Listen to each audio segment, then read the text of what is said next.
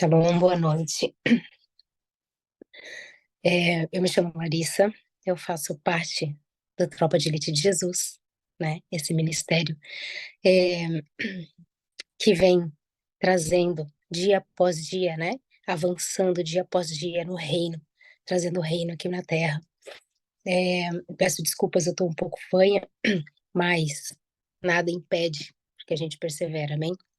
É, Falando um pouco do Tropa, esse ministério que é parte virtual, mas também tem os seus braços físicos, né, de encontro físico, que são os projetos Atos, mas a maior parte do ministério flui no virtual, então nós temos aqui vídeos, playlists, e eu te convido, você que está vendo pelo YouTube, a assistir outras ministrações, porque existe bastante conteúdo, existe bastante coisa, e esse ministério, o ministério anelado com a verdade.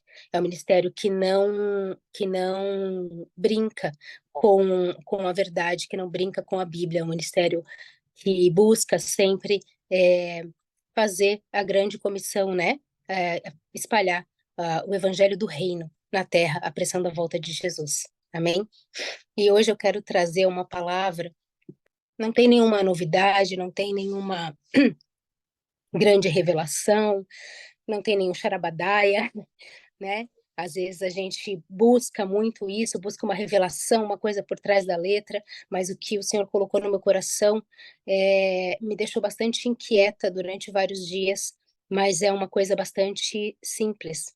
E eu, na verdade, vou ser breve, vou ser um pouco sucinta, porque o principal motivo dessa ministração, dessa palavra que eu vou trazer hoje, não é finalizar ela aqui, não é encerrar ela aqui, porque ela não traz em si solução alguma, mas ela traz essa inquietação, né? Eu não quero ficar inquieta sozinha, então vou deixar todo mundo inquieto aqui comigo, e também para trazer para o pessoal que nos vê no YouTube, né? Esse gostinho, essa vontade, porque depois que a gravação para, a gente segue aqui no Zoom, nessa sala, construindo o saldo final dessa ministração, né? A gente segue ministrando uns aos outros, a gente segue orando, a gente segue trazendo luz, trazendo cura, trazendo restauração para algumas áreas, né? Acontece muita coisa importante depois que a gravação para. E se você só nos vê no YouTube, eu te convido a participar da sala aqui ao vivo conosco, amém? É, Primeiro, desculpem, primeiro eu quero falar sobre os pensamentos que me sobrevieram nessa semana, quando eu me deparei com a notícia daquele tão falado aí, tá todo mundo falando, né, desse projeto de lei 2630 de 2023, que fala sobre alguma regulamentação nas redes sociais, né? E algumas notícias, inclusive, alegam, né, que esse projeto de lei vai proibir a publicação de alguns trechos da Bíblia nas redes sociais, trechos que em, para as pessoas que leem a Bíblia somente com os olhos carnais, não compreendem a profundidade do que está escrito ali, né? Então, esse projeto ele é real, né?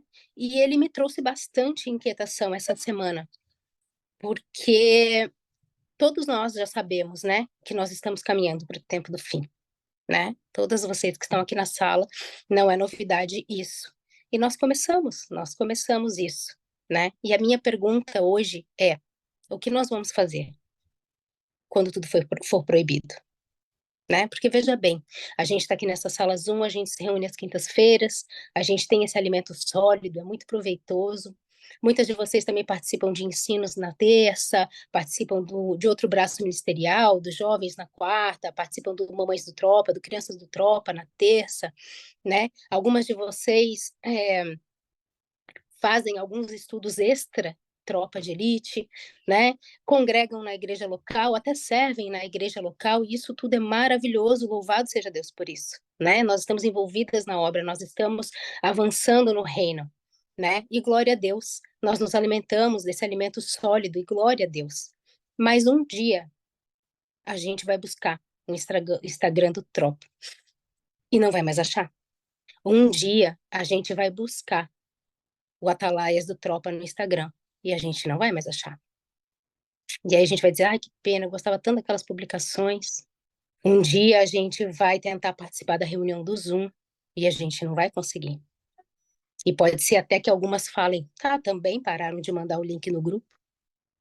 Um dia, a gente vai procurar a pastora Fabiana ou o pastor Rony no WhatsApp e eles não vão mais responder. E, na verdade, o que a gente vai fazer?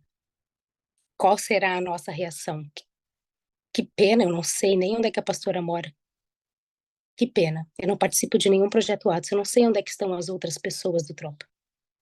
Ainda bem que tem igreja local. Vamos congregar na igreja local, pelo menos aos domingos a gente consegue ver o culto. Mas eu vou dizer para vocês que vai ter um dia em que você vai chegar na igreja local e ela vai estar fechada. E aí? O que é que a gente vai fazer?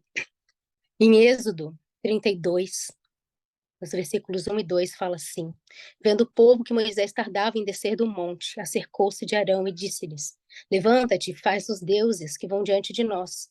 Porque quanto a esse Moisés, o homem que nos tirou da terra do Egito, não sabemos o que lhe sucedeu. E Arão então disse: Arrancai os pendentes de ouro das suas orelhas, das vossas mulheres, dos vossos filhos e filhas, e trazemos. E a gente sabe o resto da história. O próprio Arão, o próprio sacerdote, pegou todos aqueles pingentes, fundiu, fez um bezerro de ouro e aquela galera toda ficou ali, adorando aquele bezerro de ouro. Arão, o sacerdote, aquele em que nós deveríamos confiar. A minha pergunta direta e reta para nós é, e eu me incluo nisso, vocês e a mim. A pergunta é o que a gente vai fazer se a partir de hoje nós perdêssemos de vista a nossa liderança? Será que a gente faria para nós algum bezerro de ouro? Ou talvez a gente fosse facilmente levado a adorar outros bezerros dourados que nos fossem apresentados, dizendo: olha aqui está o Cristo. Porque o próprio Jesus nos alertou. Está lá em Mateus 24. Então, se alguém vos disser, eis que o Cristo está aqui, eis que o Cristo está ali, não lhes dei créditos, pois surgirão falsos cristos e falsos profetas, e farão grandes sinais e prodígios, que, se possível fora, enganariam até os escolhidos. Será que nós seríamos enganados? E quando eu comecei a pensar em tudo isso, quando eu comecei a pensar o que o Espírito Santo estava querendo me falar sobre tudo isso, o Espírito Santo me deu uma passagem da Bíblia, que está lá em Lucas 9:41. Só o verso A, que fala: Ó geração incrédula e perversa, até quando estarei com vocês e terei que suportá-los? Isso explodiu em mim. As palavras de Jesus ecoam no meu ouvido e eu fico pensando o que Jesus quis dizer com isso. Ele estava falando ali para os seus discípulos, ele não estava falando para os fariseus, ele estava falando para mim e para você. No contexto desse desabafo de Jesus, estão ali os 9 discípulos, porque ele tinha subido para o Monte da Transfiguração com 3 deles e os outros 9 ficaram por ali, que se encontravam junto ao pai de um jovem menino que estava endemoniado. Em algumas traduções da Bíblia, o título está até ali, o jovem lunático. E esse pai vem implorar para que Jesus cure o seu filho único, pois ele já havia pedido para aqueles discípulos que estavam ali, e eles não puderam fazer. E diante do relato do pai, Jesus exclama essa frase: Ó geração incrédula e perversa, até quando estarei com vocês e terei que suportá-los? Analisando essa frase, eu logo reconheço que quando ele fala em geração incrédula e perversa, bom, incredulidade, a gente sabe que é a falta de crença, falta de credulidade, falta de confiança, no caso, falta de confiança em Deus. E perversa ali não está no sentido de cruel, de mal, mas no sentido de perversão, de desviar-se do caminho, de opor-se ao propósito de Deus, de desencaminhar, de se afastar do caminho. Essa mesma expressão a gente vê lá em Atos 13:10, quando ele fala: quando é que vai parar de perverter os retos caminhos do Senhor? Então é nesse sentido o perversa, né? Não é de pessoa má, mas de pessoa que se desvia do reto caminho do Senhor. E assim eu entendo que Jesus está chamando a atenção dos seus discípulos, pois certamente a intenção do coração dos discípulos não era glorificar a Deus ao expulsar aquele demônio. Eu entendo que Jesus está chamando a atenção dos seus discípulos porque os discípulos tinham, naquele momento, o coração deles pervertido. Tanto que Jesus em seguida pede para trazer o menino e sem dar muito palco para Satanás, ele cura o menino e todos ficam maravilhados e atônicos com a grandeza Ali o versículo 43 fala: e todos ficaram atônitos ante a grandeza de Deus. Jesus fez para que o Senhor fosse glorificado. Jesus realizava maravilhas, mas o seu coração estava totalmente voltado para o Senhor. E tudo o que ele fazia deixava as pessoas perplexas, não com a grandeza de quem ele era, mas com a grandeza do Pai que havia o enviado. E glória a Deus por isso. Jesus conhecia o coração dos seus discípulos. Quando ele fala, até quando terei que suportá-los, ele não está falando ali, eu não aguento mais vocês. Jesus está falando ali, até quando eu vou ter que dar suporte para vocês? Até quando eu vou ter que apoiá-los?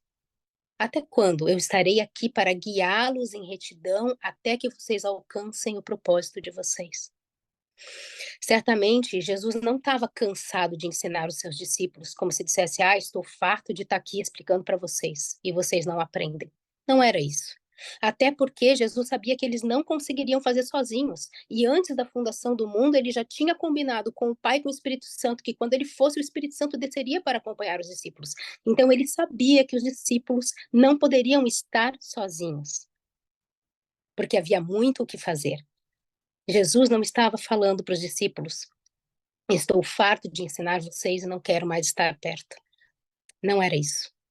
No desabafo de Jesus continha uma certa decepção ao enxergar que, mesmo com tanto ensino, mesmo convivendo com Jesus dia após dia, eles dormiam e acordavam, comiam e andavam com Jesus o tempo inteiro. E mesmo diante de tudo isso, tendo o próprio Jesus como exemplo vivo diante deles, os seus corações ainda carregavam incredulidade e perversidade. Jesus sabia que se tivesse que deixá-los ali naquele instante, certamente eles fariam um bezerro de ouro para eles.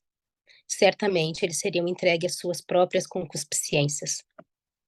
Eu peguei a mesma história em 3 evangelhos, porque essa história ela é relatada no evangelho de Mateus, de Marcos e de Lucas. E cada um deles tem um olhar diferente, né, para essa história. No livro de Lucas, que foi quem escreveu um evangelho, porém não estava lá, a história acaba meio que por ali mesmo, né? Os discípulos passam a perguntar para ele sobre quem era o maior e tal, e a história meio que acaba por ali. Mas no Evangelho de Marcos e de Mateus existe um outro questionamento, uma outra chave importante que Jesus entrega aos seus discípulos. Quando ele é questionado do porquê os discípulos não conseguiam expulsar aqueles demônios, e aí eu vou ler aqui para vocês Marcos 9, 28 e 29. Depois de Jesus ter entrado na casa, seus discípulos lhe perguntaram em particular: por que não conseguimos expulsá-lo? E ele respondeu: essa espécie só sai pela oração e pelo jejum. O Senhor já havia falado da incredulidade e da perversidade do coração deles, né? E no livro de Mateus, essa história ainda é narrada e o Senhor ainda fala, porque Mateus é bem detalhista, então o Senhor ainda fala sobre a pequena fé deles, né? Porque vocês têm uma pequena fé, se tivessem fé do tamanho de um grão de mostarda, vocês poderiam dizer, blá, blá, blá, blá. A gente conhece o texto, está lá em Mateus. Mas se fosse só pela falta de fé, Jesus enfatizaria, lhes falta fé. Ponto. Mas aqui Jesus dá outra direção. Lhes falta jejum e oração. Acontece que oração e jejum aqui não são uma fórmula mágica, uma espécie de ritual mágico para expulsar demônios, como muitas vezes se fala. Se fosse assim, em Marcos 16, 17, quando Jesus fala: esses sinais acompanharão os que crerem, em meu nome expulsarão demônios, falarão novas línguas, blá, blá, blá, blá, blá, blá. Jesus teria falado: em meu nome, e com jejum e oração, vocês expulsarão demônios. Mas não, jejum e oração não é a fórmula para expulsar demônios. Eu creio, inclusive, que na história do menino lunático ali, Jesus, nessa parte, não estava nem falando sobre expulsar demônios. Essa espécie que Jesus fala, que só é expulsa com jejum e oração, essa espécie de que Jesus está falando é a espécie que estava instalada nos corações dos discípulos, a espécie da incredulidade e da perversidade. Esses demônios que estavam no coração dos discípulos eram expulsos com jejum e com oração. E a partir do coração entregue a Jesus, limpo e reto, é que eles poderiam fazer todas as outras coisas. Jesus está dizendo que só com jejum e oração vocês alcançarão a fé necessária e a retidão em seus corações para acessar os segredos do Senhor e assim expulsar demônios e fazer o que quer que seja para glorificar a Deus e somente a Ele. A palavra fala que naquele dia muitos dirão: Senhor, Senhor, não profetizamos em teu nome não expulsamos demônios, não realizamos milagres. E ele vai dizer: nunca os conheci. Por isso eu afirmo para vocês, expulsar demônios ali não era o X da questão. A questão era se expulsar aquele demônio estava glorificando ou pervertendo os retos caminhos do Senhor. A obra que nós fazemos aqui agora é para a glória de Deus? Ou é para satisfazer a nossa necessidade de atenção, de fama, de poder? Será que nós estamos enchendo nossa mente, a nossa alma com conhecimento e esquecendo da sabedoria que vem do alto? Será que nós estamos nos alimentando e executando muitas obras sem saber que isso tem aprovação do Senhor ou não? Ou a gente está fazendo só por fazer? O Senhor está nos chamando para um tempo de intimidade. Intimidade. É só na intimidade que nós conhecemos o propósito. É só na intimidade que nós firmamos o nosso caminho e não somos mais enganados pelas armadilhas de Satanás. O Salmos 25:14 fala que o Senhor confia os seus segredos aos que o temem e os leva a conhecer a sua aliança. É isso que nós temos que buscar, conhecer os segredos do Senhor. Conhecer os segredos do Senhor em intimidade. E isso nós só conseguimos na base do jejum e da oração. Essa semana eu vi uma entrevista que me deixou bastante constrangida como cristã. E nessa entrevista, a coisa mais forte, a coisa que mais falou ao meu coração, foi quando essa entrevistada falou assim: sabe, fulano, pro entrevistador, né? Eu estava falando, sabe, fulano, eu estava ali naquele meu tempo de namoro com Jesus, quando ele me disse tal e tal coisa. E eu falei: uau, eu tô fazendo tudo errado. Gente, ela estava em um tempo de namoro com o Senhor. Nós, como noiva de Cristo, estamos fazendo o quê? A noiva de Cristo, o que que a noiva faz antes de um casamento? O que que uma noiva deve fazer antes do casamento? Dieta para entrar no vestido no dia do casamento. Escolher a joia que melhor vai combinar. Se preocupar com a festa, com os convidados? Não. Uma noiva anseia pelo seu noivo. Antes do casamento é um tempo em que a gente tem que parar para tentar conhecer melhor o nosso noivo. É tempo de namoro. É tempo de saber o que agrada o noivo. Às vezes eu nos vejo, né? E não falo do Tropa de Elite em si, eu falo da igreja brasileira como um todo. Eu vejo a igreja como uma noiva histérica, pensando só no grande dia, pensando só em adornar o seu vestido. E não que isso não seja importante, mas nós não podemos esquecer que o grande dia já está planejado. A única coisa que nós precisamos fazer para o grande dia é deixar a nossa lamparina cheia de azeite, para poder entrar nas bodas. E ali o azeite, né? A gente sabe que o azeite tem um significado espiritual da presença do Espírito Santo. E o Espírito Santo, o que que ele é? Ele é o nosso conselheiro, o nosso ajudador, ele é o nosso amigo, ele é quem nos leva a ter um relacionamento perto de Jesus. E esse azeite a gente consegue com jejum e oração. E é aqui que eu quero que a gente entenda como é que a gente deve responder aquela pergunta que eu fiz lá no começo. O que vamos fazer quando tudo for proibido? O que a gente vai fazer quando a igreja for perseguida de verdade no Brasil? Nós sabemos exatamente o que Jesus quer que a gente faça? Perseverar. Sim, perseverar. Mas perseverar é amplo, é para todos. Eu falo individualmente, qual é a nossa função? Individualmente, você sabe o que você deve fazer quando a igreja for perseguida? Você está se preparando para isso? Para exercer um papel de sacerdote? Quando não tiver mais o sacerdote na igreja? Quando a pastora não tiver mais ao nosso alcance? Somos nós a quem Jesus está chamando. Quando não houver mais quem buscar para ter um conselho ou uma palavra de revelação. Eu sei que é muito gostoso, a gente faz o ouvindo Deus, a gente vem aqui, a gente busca uma palavra, né? E é muito gostoso isso, não tem nada de errado com isso. Mas quantas de nós aqui já recebeu uma palavra? E o que que a gente fez com essa palavra? Escreveu na parede, deixou lá pregado? Ou a gente está caminhando para alcançar isso? Quantos de nós já estamos nessa busca individual para saber o que Jesus quer que façamos, para que nós não sejamos enganados e vamos buscar um bezerro de ouro quando tudo isso acontecer? A resposta é bem individual. E eu e você só vamos conseguir isso na intimidade com Ele. Esse tempo que Ele pede de intimidade. A gente tem o costume de orar muito, né, em intercessão, né, nessa busca, e a intercessão em si, ela só é efetiva quando o intercessor está em plena intimidade com o coração de Deus e consegue buscar, trazer do céu para a terra qual é a vontade de Deus para aquela situação. Senão a gente fica batendo numa porta que está fechada. Senhor, cura, Senhor, cura, Senhor, cura, e o Senhor não quer curar. A gente não acessou o coração de Deus para saber o que que é que Ele deseja. O que é que o Senhor deseja que a gente faça? Senhor, eu quero isso, Senhor, eu quero isso, Senhor, eu quero isso. E o Senhor simplesmente não está respondendo porque não é isso que Ele quer. Nós precisamos, em temor, em jejum e oração, acessar os segredos do coração de Deus, para que a gente possa efetivamente, saber qual é a nossa posição quando a igreja for perseguida. Nós todas somos sacerdotes. Nós todas temos o nosso papel no reino.